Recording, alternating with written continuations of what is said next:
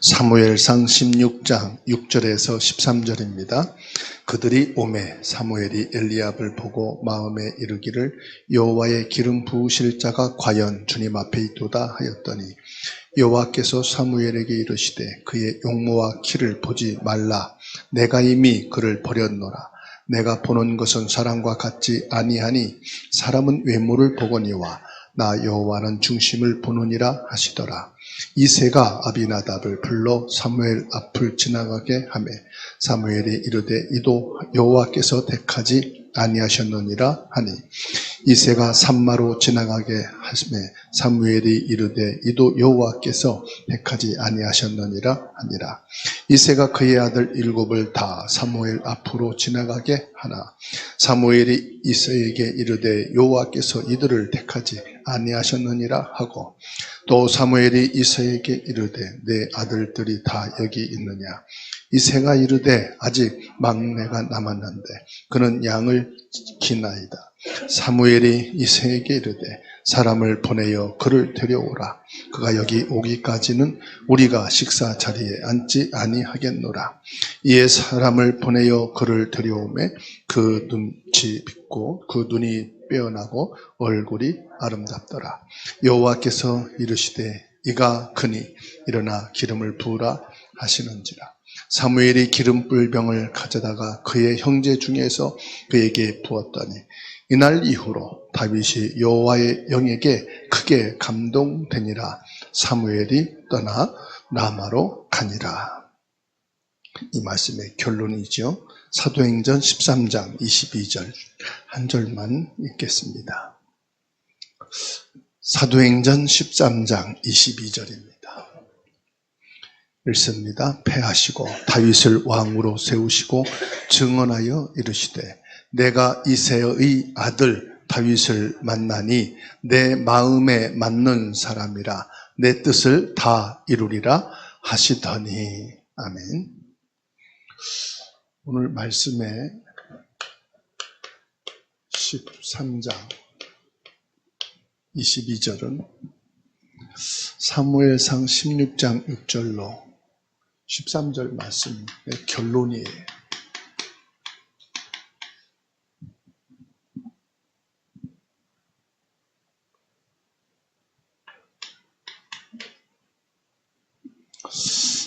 하나님께서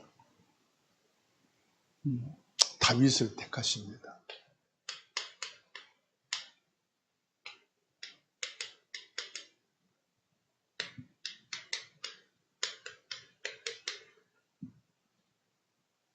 하나님이 선택하신 다윗이에요. 결론으로 말씀드리면 왜 하나님이 다윗을 택하셨느냐. 하나님의 마음에 드는 자라고 말씀하십니다. 하나님 마음에 맞는 사람. 그래요. 하나님은 내가 믿음 좋다고 택하는 게 아니에요. 열심을 한다고 택하는 게 아니에요. 하나님 마음에 맞는 사람을 택하신다. 하나님 마음에 맞는 사람. 오늘 저와 여러분들이 하나님 마음에 맞는 자 되기를 주님의 이름으로 축원합니다.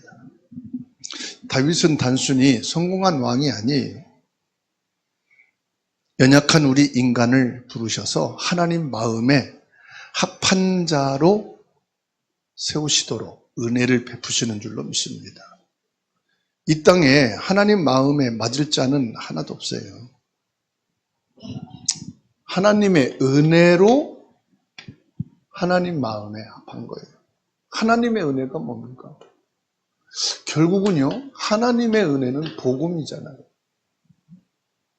하나님이 주신 이 복음 안에 있는 자가 하나님의 은혜를 입은 자예요. 하나님이 주신 이 복음을 귀하게 여기는 사람. 이 복음 중심의 사람. 오직 복음의 사람이 은혜 사람인 줄로 믿으시기 바랍니다. 그래서 하나님께서 택하신 기준이 뭐냐? 하나님이 택하시는 기준.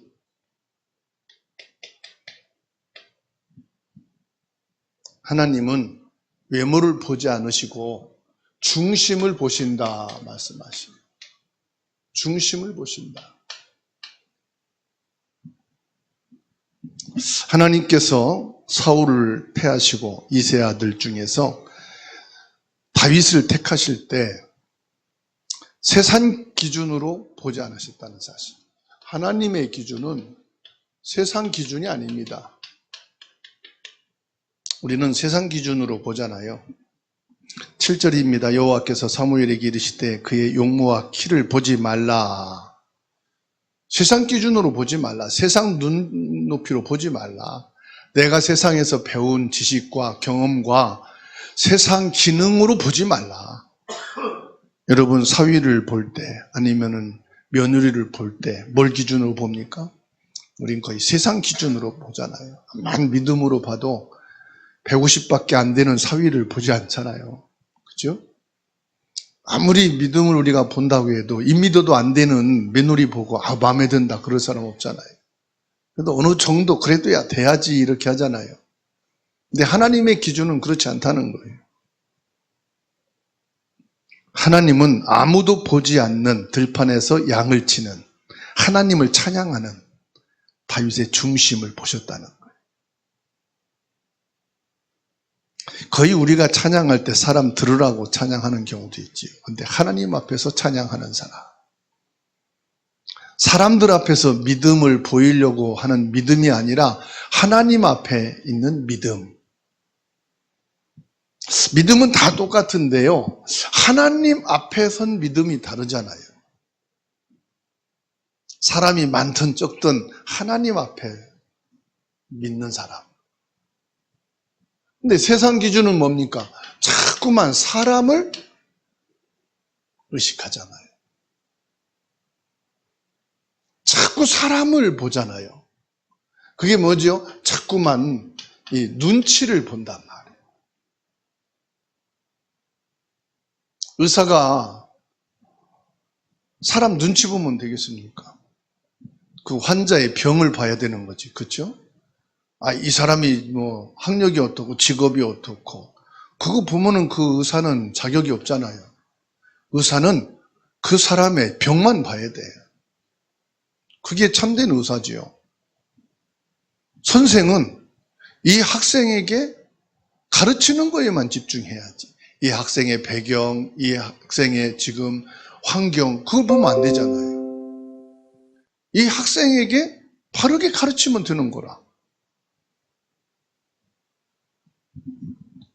그러니까 세상 기준은 자꾸 이 사람의 환경을 본단 말이에요. 그 사람의 어떤 위치, 직업을 본단 말이에요. 근데 하나님은 세상 기준으로 안 보셨다. 하나님 앞에 선 믿음, 하나님 앞에 하는 찬양. 그래서 예수님도 기도를 할 때 들이나 사람 앞에서 하지 말고 골방에서 기도해라. 이 말은 무슨 말입니까? 골방을 찾아가란 말입니까? 하나님 앞에서 기도해라.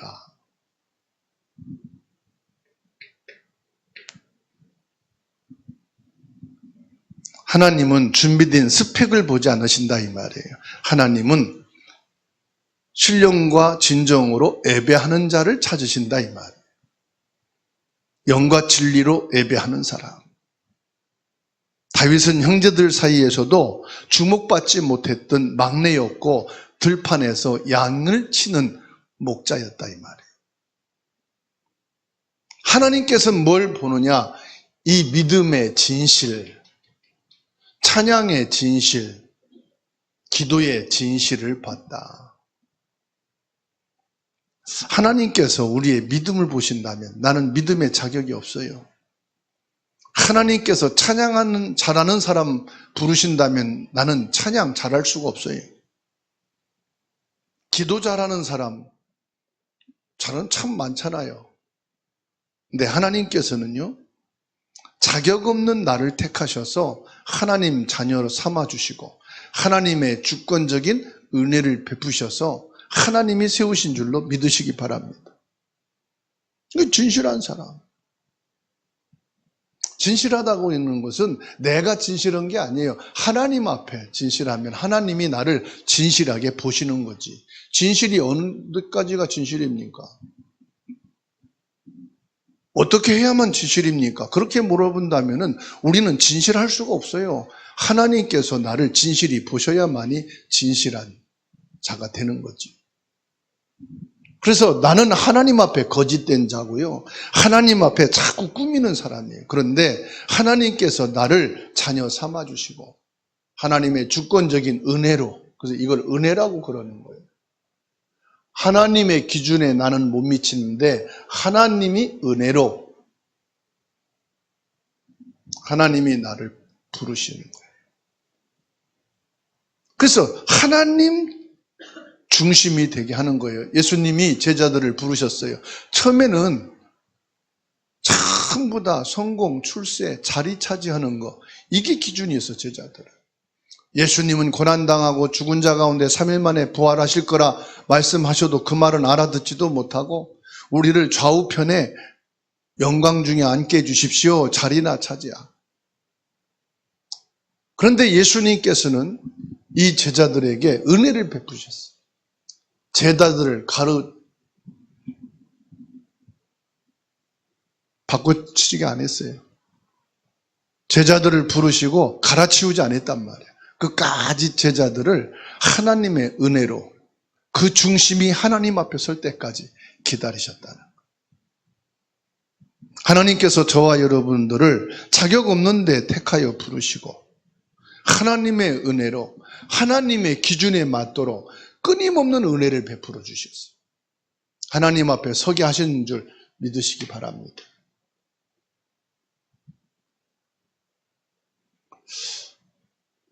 나라가 위기에 처했을 때, 전쟁으로 인해서 나라가 큰 어려움을 당하고 있을 때, 그 문제를 당해보면 알아요. 그게 누굽니까? 골리앗이잖아요.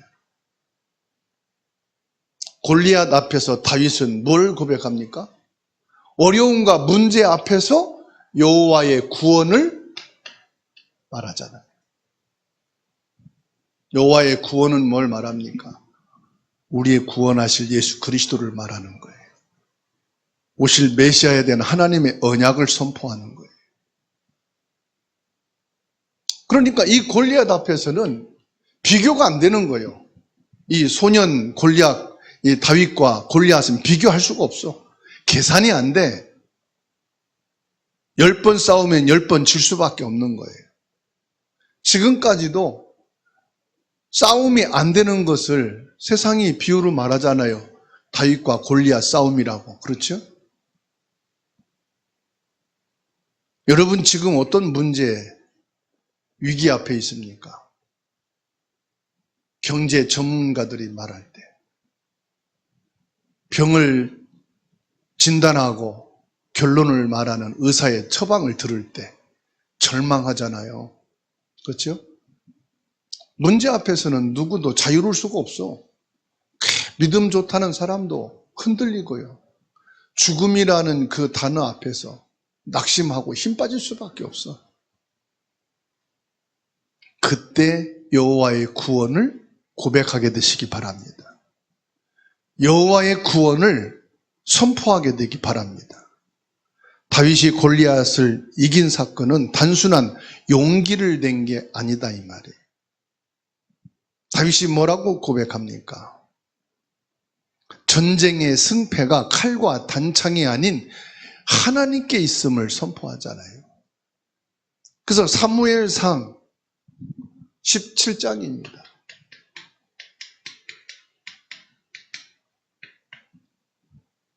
(45절) 47절 말씀이에요. 다윗이 블레셋 사람에게 이르되 너는 칼과 창과 단창으로 내게 나오거니와 나는 만군의 여호와의 이름 곧 내가 모욕하는 이스라엘 군대의 하나님의 이름으로 내게 나가노라.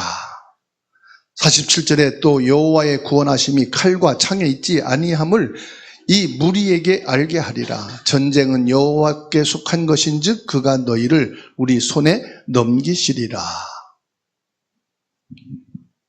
여호와의 구원하심, 전쟁이란 말이죠. 구원하심이 누구에게 있느냐? 여호와 하나님께 있다. 이게 다윗의 진실한 믿음이에요. 어떤 환경 앞에서도 두려워 떨질 않았어요. 문제 앞에서도 내가 볼 때에 불가능한 건데서도 낙심하지 않았어요. 믿음을 선포했어요. 저와 여러분들이 할 것은 하나밖에 없어요. 믿음을 선포하고 여호와의 말씀을 선포할 것밖에 없어요. 응답하시는 건 하나님이시고 상대를 꺾는 것도 하나님이시고 응답을 주고 안 주는 것은 하나님이시에요. 내가 골리앗의 창에 맞아 죽어도 여호와의 이름을 선포하는 거예요. 내가 이 전쟁에서 패하고 죽을지라도 여호와의 이름을 고백하는 거예요. 그것이 우리에게 주어진 거고 우리가 하나님 앞에 할 수 있는 믿음의 사람의 고백일 뿐이에요. 골리앗은 내가 해결할 수 없는 죄와 사망을 상징합니다. 어떻게 내가 죄와 사망을 이기겠습니까? 그렇잖아요? 골리앗 앞에서는 결국은 죽음밖에 없잖아요. 그런데 내 힘으로 어떻게 죄와 사망을 해결합니까? 불가능하잖아요. 이는 여호와 하나님만 하실 수 있다. 그냥 무조건 능력의 하나님을 믿는 게 아닙니다. 우리 가문을 구원하실 이는 여호와 하나님이시다. 우리 가정이 구원받을 이는 오직 예수 그리스도밖에 없다. 이 전도와 선교는 여호와의 것이다. 나는 오직 예수 그리스도만 말할 뿐이고 예수 그리스도만 고백하는 것이다. 역사는 하나님이 하시는 것입니다. 역사하는 것까지 계산하고 거기에 믿음을 넣는 게 아니에요. 응답을 계산하고 예수 그리스도를 고백하는 게 아니에요. 응답은 주님이 필요하시면 주게 돼 있고요. 안 주셔도 우리는 믿음을 고백하는 거예요. 그게 피조물이고요. 그게 하나님 계획이에요. 그런데 우리는 말합니다. 내가 몇 년 동안 기도했는데, 내가 평생 신앙생활 했는데 왜 이렇습니까? 그건 신앙이 잘못된 거예요. 내 신앙이고 내 믿음이에요. 하나님께서는 그걸 원치 않습니다. 네 평생을 4대, 5대, 10대에 걸쳐서도 응답이 안 와도 오직 그리스도 오실 언약 잡고 기다렸다는 사실입니다. 700년 만에, 말라기 선지자 이후에 700년 만에, 이사야 선지자가 예언한 말씀 후에 700년 만에 말씀 성취되잖아요. 그러니까 응답이 오고 안 오고를 바라보고 신앙생활하는 것은 기복적인 신앙이고요. 종교인 신앙이에요. 응답 오고 안 오고가 아닙니다. 우리 기준은. 다윗이 만군의 여호와의 이름으로 승리했듯이 우리는 우리 힘이 아니라 예수 그리스도 이름을 힘입어 세상을 살아가야 되는 줄로 믿습니다. 그 예수 그리스도 이름만이 죄와 사망에서 저와 여러분들을 구원하실 유일한 분이심을 믿으시기 바랍니다.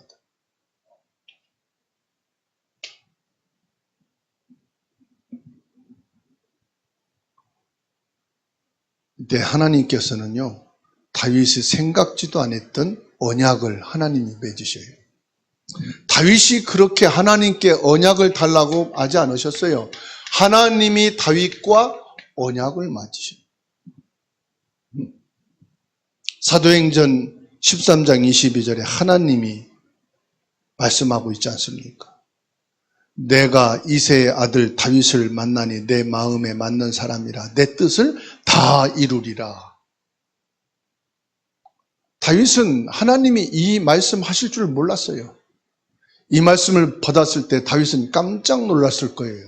하나님이 왜 나 같은 사람에게 이렇게 어마어마한 언약을 맺으실까? 성경에서는 말합니다. 다윗은 믿음뿐만 아니라 밧세바의 우리아의 아내와 간음을 하고요. 우리아를 살인하도록 아주 교묘한 계략을 꾸미고요. 그래서 하나님과 이스라엘 백성 앞에서 치명적인 죄를 졌어요. 또 그것을 성경은 자세하게 기록을 합니다. 하나님께서는 다윗을 가리켜서 하나님 마음에 합한 자로 말씀하셨는데 이 다윗은 치명적인 죄를 범했습니다. 하나님께서는 다윗과 언약을 맺으셨는데도 다윗은 치명적인 죄를 졌어요. 살인교사 혐의, 간음죄. 근데 다윗은요, 여기에서 사울왕처럼 은근슬쩍 넘어가지 않았어요. 누구의 핑계를 대질 않았어요. 뭐 했습니까? 철저한 회개를 했다는 사실.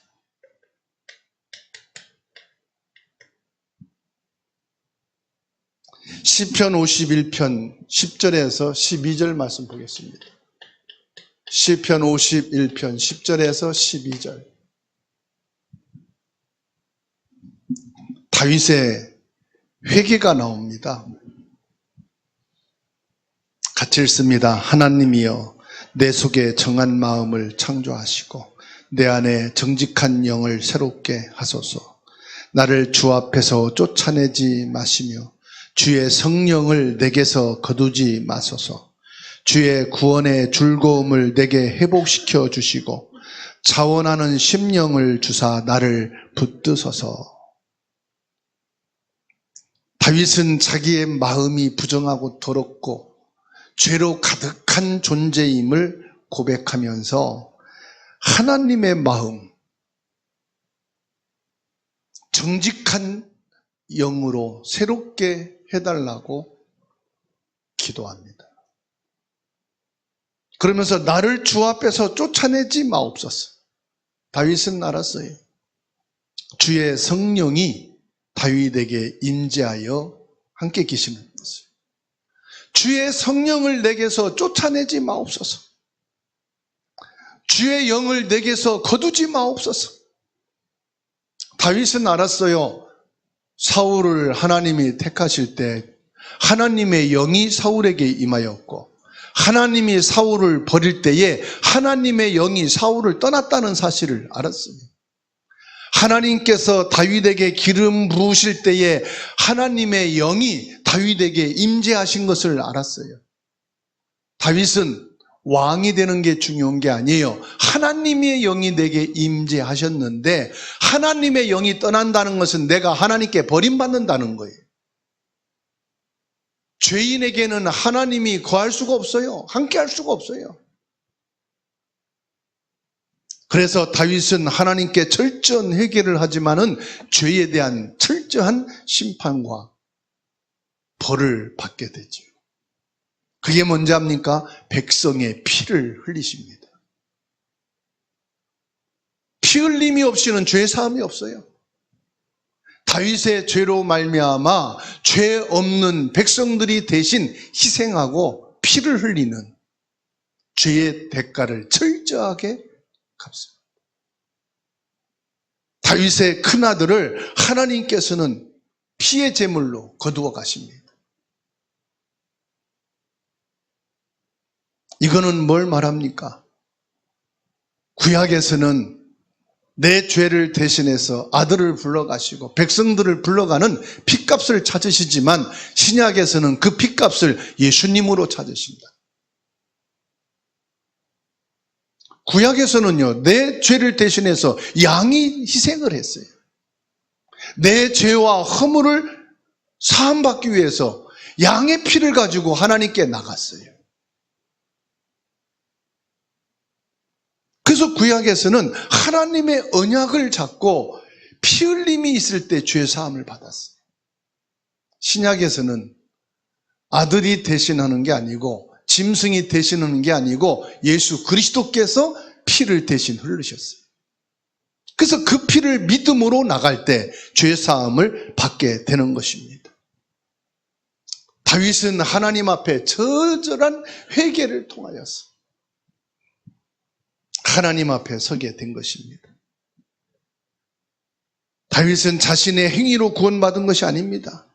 죄인임을 통감하고 하나님의 긍휼과 자비와 용서함을 구했습니다. 복음의 핵심이 뭡니까? 예수님께서 죄인을 부르러 오셨다 그랬어요. 죄인에게는 꼭 필요한 게 뭡니까? 죄사함의 은혜입니다. 그래서 이 죄사함의 은혜가 없이는 죄 용서를 받을 수가 없어요. 하나님께서는 저와 여러분들의 죄를 보는 게 아니라 죄사함의 은혜를 받기를 원하십니다. 저와 여러분들은 완전한 자를 찾으시는 것이 아니라 그리스도 보혈 앞에 죄사함 받은 자가 되기를 원하십니다.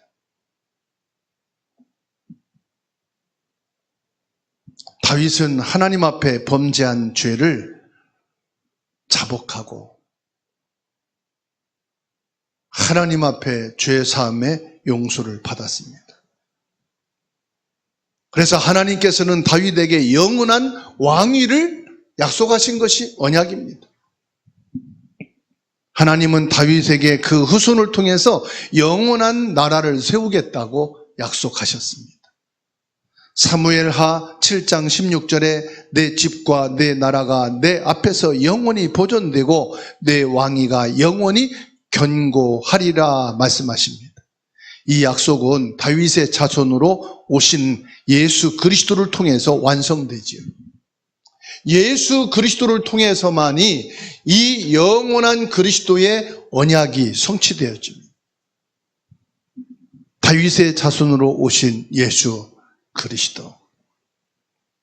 다윗은 오실 메시아 예수 그리스도 안에서 영원한 하나님 나라의 백성이요 언약이 성취됨을 우리에게 말씀하십니다. 다윗의 인생에 동행하신 하나님, 오늘도 저와 여러분과 하나님은 함께 하십니다. 하나님께서는 완전한 사람을 택하시는 것이 아니라 죄인된 나를 택하신다는 사실. 그래서 여러분, 완전한 사람이 되라고 말씀하지 마세요. 하나님의 은혜 안에 있는 사람이 되시기 바랍니다. 죄 짓지 많은 사람이 되지 마시고 그 죄를 깨닫고 예수 그리스도의 보혈의 피 안에 거하는 자가 되시기를 바랍니다. 그래서 저와 여러분들은 그리스도 벗어나면 다 죄인이에요. 그리스도 예수 안에 있을 때의 의인이요 죄사함을 받은 사람이 되는 것입니다. 하나님을 끝까지 믿고 의지하는 사람, 내가 그 무엇보다도 예수 그리스도가 내게 모든 것이 되어지는 중심인 사람. 예수님이 주인이다 그럴 때 뭡니까? 주인이라 그럴 때는 주권을 그분에게 맡기는 거예요. 내 인생의 모든 경영을 주인에게 맡긴 것이 주인이에요. 주인입니다 해놓고 주권은 내가 가지고 있어요. 내가 주인입니다 해놓고선 모든 경영, 열쇠는 내가 잡고 있어. 그 예수님은 그림 호랑이에요. 주인이다 그럴 때는 주권도 맡기고 내 인생의 경영도 맡기고 내 인생의 모든 삶이 주님에 있다 이 말이에요. 우리도 다윗처럼 연약함을 고백하고 오직 예수 그리스도의 이름만을 높이는 참된 믿음의 사람이 되기를 주님의 이름으로 축원합니다. 하나님이 다윗을 택했듯이 하나님이 저와 여러분을 택하셨습니다. 사람들이 볼 때, 나 자신이 볼 때, 나 같은 사람은 믿어서 뭐하고, 나 같은 사람은 믿음이 너무 없다. 그런데 하나님은 아니야, 내가 너를 택했어. 주님은 택한 자를 한 사람도 버리지 않으셨어요. 하나님이 택한 저와 여러분들을 하나님은 버리지 않으십니다. 끝까지 하나님의 기준에 모자란 자는 하나님의 은혜를 더하셔서 하나님의 중심에 맞는 사람으로 세워가시는 줄로 믿습니다. 내가 성화되어 나가는 게 아닙니다. 하나님이 나를 성화시켜 가는 거지요. 하나님이 나를 하나님의 기준에 맞는 사람으로 은혜를 베푸시고 말씀을 하시고 우리에게 여러 가지 어려움과 문제와 고난의 과정을 지나면서 하나님 앞에 온전히 서도록 인도하시는 줄로 믿으시기 바랍니다. 그래서 믿음에는 내 의와 열심이라는 것이 일도 필요가 없어요. 하나님의 은혜만 있을 뿐입니다. 하나님의 은혜가 뭐지요? 예수 그리스도만 있어야 된다 이 말이에요. 예수 그리스도의 피의 권능만 필요하다 이 말이에요. 예수 그리스도의 이름만 내게 필요하다. 그래서 오늘 이 시간도 예수 그리스도만을 고백하고 예수 그리스도 이름을 선포하는 믿음의 사람이 되기를 바랍니다. 내가 계산하고 내가 바라볼 때에 골리앗과 같은 그 속에서 나를 구원하심은 여호와 하나님께 있습니다. 여기에서 나를 구원하시고 건지실 분은 오직 여호와 하나님 한 분뿐입니다. 다윗의 믿음이 나의 믿음이요, 다윗의 고백이 나의 고백이요, 나의 구원자이신 하나님을 선포했던 다윗의 그 선포가 저와 여러분들의 선포가 되기를 주님의 이름으로 축원합니다. 받은 말씀을 붙잡고 함께 기도하겠습니다.